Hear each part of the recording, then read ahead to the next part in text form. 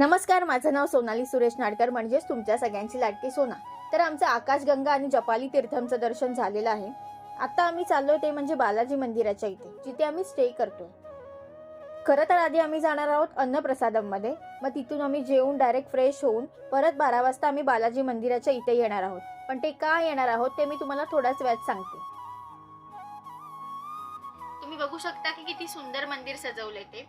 असं म्हणतात की 31 डिसेंबरच्या 12 वाजता सगळे मंदिरापाशी जमा होऊन भगवान व्यंकटेश्वराला शुभेच्छा देऊन आपल्या नवीन वर्षाची सुरुवात करतात. तर तो क्षण मी आज तुमच्यासोबत शेअर करणार आहे. आणि अनायसे एकादशी सुद्धा असल्यामुळे इथे डबल उत्सव साजरा केला जातोय.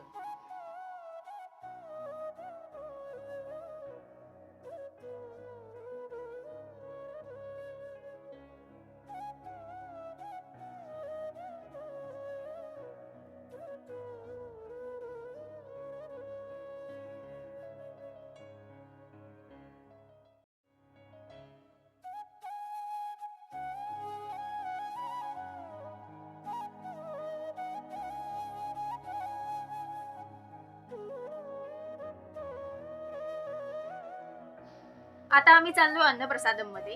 ही जी पेंटिंग तुम्हाला मागे दिसते, या पेंटिंगचं एक वेगळंच महत्व आहे.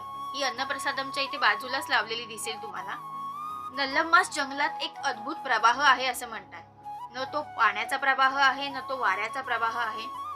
असं म्हटलं जातं की तो प्रवाह एक निव्वळ भक्तीचा आहे. या भागातील निर्गमन असलेल्या मंदिरांना दररोज भाविकांची प्रचंड गर्दी असते. गंगोत्री पासून कालिका घाटापर्यंत गंगा नदी वाहते इथे दिसेल तुम्हाला. म्हणून हा श्री सैलम टेकड्यापासून श्री वारी सन्निधानम पासून एक महान भक्ती प्रवाह आहे असं म्हणतात. या प्रवाहाच्या प्रदेशात 5 मंदिरं प्रसिद्ध आहेत. सगळ्यात पहिलं म्हणजे श्री सैलाम, दुसरं त्रिपुरांतकम, तिसरं महानंदी, चौथं अहोविलम, नल्लमलास ब्लॅक हिल्स किंवा नल्लमला पर्वतरांगा देखील म्हणतात. सो पुन्हा एकदा रसम राईस आणि माझी सगळ्यात फेवरेट टी म्हणजे खीर. तर आता आम्ही मंदिरापाशी लगेच पोहोचणार आहोत, कारण आता 11:30 वाजलेले आहेत. पण त्याआधी आम्ही थोडासा चहा घेणार आहे, कारण इथे खूपच थंडी आहे. तर तुम्ही बघू शकता की मंदिराजवळ इथे खूप गर्दी झालेली आहे. इथे प्रत्येक जण बरोबर 12 वाजता भगवान व्यंकटेश्वराला शुभेच्छा देण्यासाठी जमा झाले.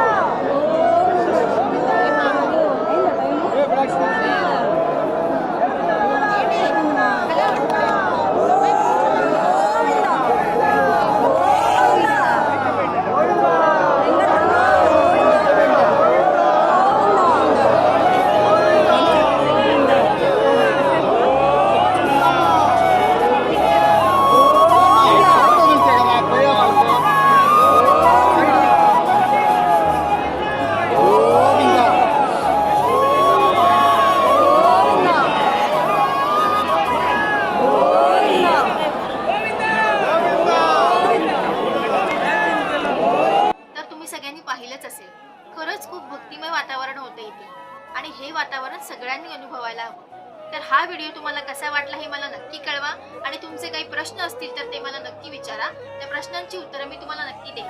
चला तर मग आता मी इथेच थांबते. पुन्हा भेटू पुढच्या भागात. तोपर्यंत धन्यवाद.